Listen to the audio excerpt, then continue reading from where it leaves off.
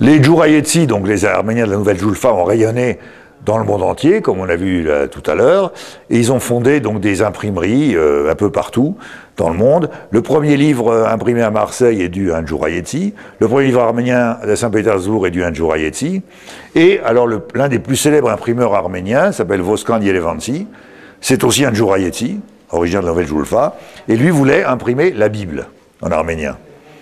Et il ne pouvait pas l'imprimer en Italie à cause de la censure romaine. Donc il a pris toutes ces machines et il est allé s'installer à Amsterdam. Et voilà la première Bible arménienne imprimée. Elle a été à Amsterdam en 1666. Le père de l'histoire arménienne, comme on l'appelle, ou encore le Hérodote arménien, s'appelle Moïse de Choren. En arménien, Movses Chorenatsi. Là, on voit justement, à gauche, c'est l'auteur, Moïse de Choren. À droite, c'est un prince bagratide qui lui a commandé l'œuvre. Et en bas, eh bien, c'est le commanditaire de la copie, avec le turban ottoman, puisqu'on est en 1567. Pourquoi cette importance de Moïse de Choren? Parce que c'est le seul historien arménien qui ait cherché à écrire l'histoire de l'Arménie pré-chrétienne, c'est-à-dire de l'Antiquité arménienne. Mais il reste très discuté. La presse arménienne est née à la fin du XVIIIe siècle. Le premier périodique arménien a été imprimé en Inde, à Madras, en 1794. Voilà un exemplaire dans un recueil relié des numéros de cette revue qui s'appelait Astalar. L'orfèvrerie a toujours été un art extrêmement prisé chez les Arméniens. Et voilà ici des exemples, par exemple, de reliures métalliques de manuscrits. Le commanditaire, une fois qu'il avait commandé son manuscrit à un scribe, un miniaturiste, souvent il le transmettait à un orfèvre pour le relier en métal. Alors l'orfèvre faisait sa reliure et en général sur la tranche il ajoutait son colophon, c'est-à-dire il racontait son nom, la date et la personne qui lui a commandé la reliure. Il y a ici deux groupes là, de reliures. Il y avait les deux écoles principales. Là, ces trois-là, c'est l'école de Césarée, de Cappadoce. C'est ils ont des points communs au point de vue de l'iconographie sur des deux plats. Ces deux-là, en revanche, c'est l'école du Vaspuragan, autour du lac de Van, qui elles aussi donc ont des points communs dans l'iconographie. C'est les deux écoles, les deux principales écoles d'orfèvrerie.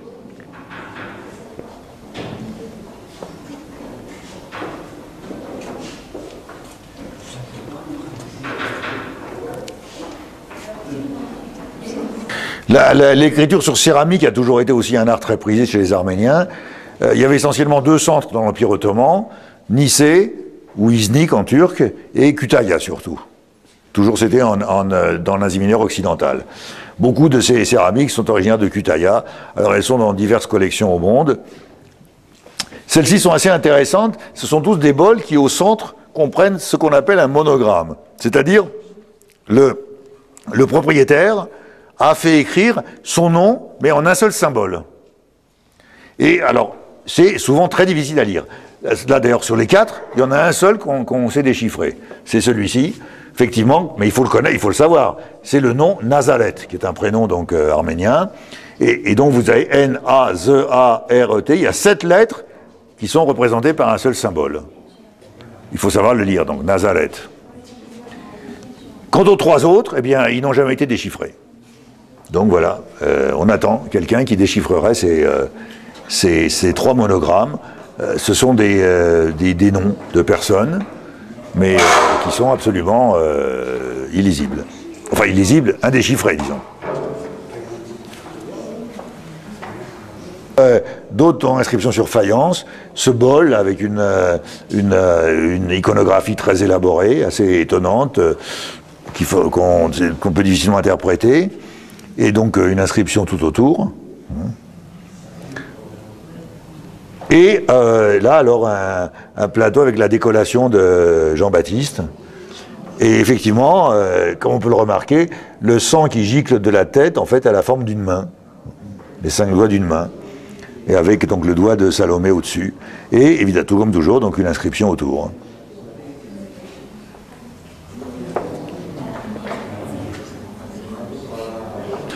Les tapis n'ont pas échappé à cette fureur d'écrire. Hein. quand un artisan terminait un tapis, très souvent, il mettait son mémorial, c'est-à-dire son nom, la date, etc.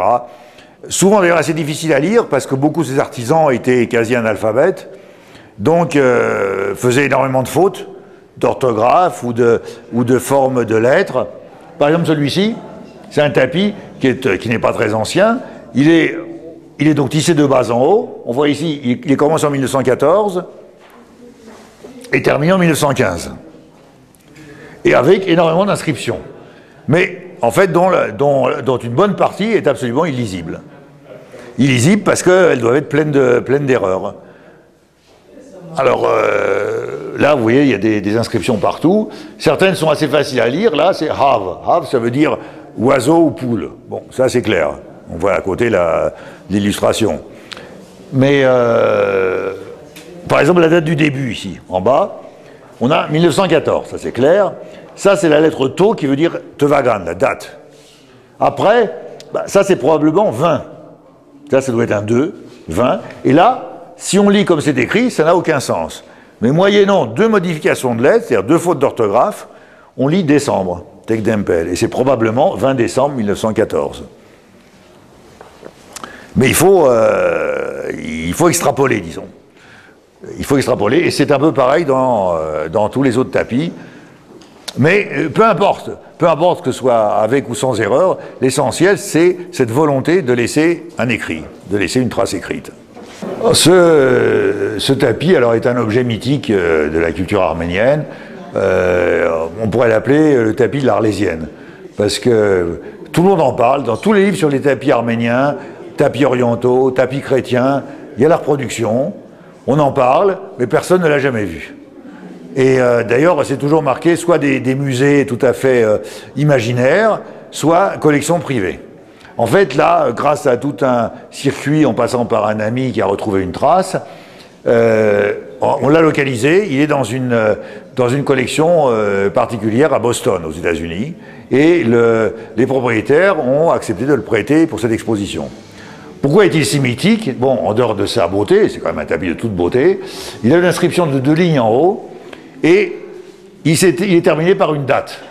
Cette date, le chiffre des unités est discutable, mais c'est pas très grave, c'est des unités, donc c'est 1699 ou 1700. Bon, disons 1700. En tout cas, c'est le plus ancien tapis arménien daté. L'inscription donc se lit de bas en haut, puisque le tapis se tisse de bas en haut, et la deuxième ligne, c'est-à-dire en fait le début, commence par Yes, Koares, Merok, Li, c'est-à-dire moi, Koar, pleine de péché. Koar, c'est un prénom féminin. Donc c'est le nom de la personne qui a fait le tapis. C'est pour ça qu'il est universellement connu sous le nom de tapis Koal. Dans tous les livres, on l'appelle le tapis Koal. Et donc à la fin, c'est-à-dire à la fin de la première ligne, qui est la fin de l'inscription, se trouve la date, avec 4 lettres arméniennes. Donc 1699. Alors c'est un tapis qu'on appelle le tapis dragon, hein, Vishabakolk en arménien, parce qu'il y a beaucoup de figures en forme de dragon. Et il est encore remarquablement conservé. Donc c'est aussi, disons, l'un des clous de l'exposition, dans la mesure où c'est la première fois qu'il est exposé, ce tapis Koal.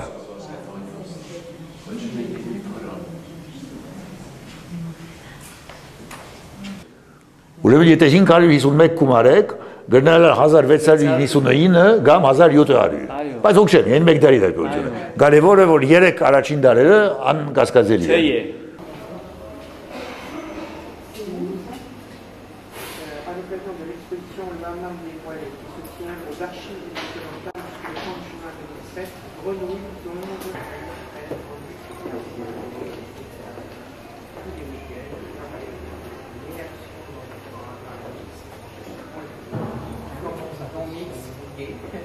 On se fait un mardi dimanche.